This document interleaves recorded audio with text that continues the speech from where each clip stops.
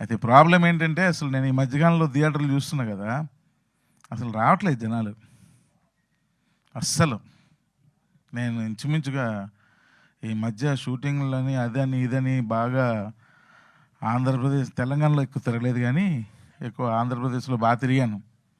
అసలు రావట్లేదు, ఎందుకు అర్థం కాదు. అది ఎవరైనా సరే ఏ స్టార్ అయినా రావట్లేదు.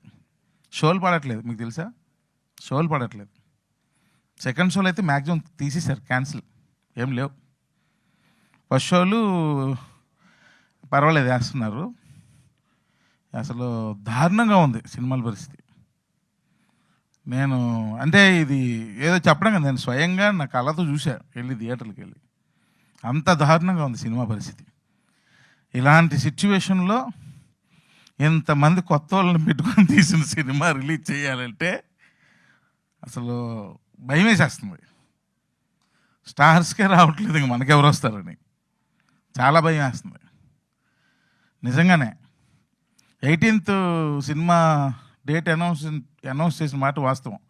ఆ రోజు ఫస్ట్ మేమే అనౌన్స్ చేసాం, కానీ దాన్ని మళ్ళీ 25th మార్చామంటే భయం, ఇదే భయం. క్రికెట్ మ్యాచ్లు బాగా చూస్తున్నారు, సాయంత్రం అయితే ఎక్కువ క్రికెట్ మ్యాచ్లు చూస్తున్నారు బాగా.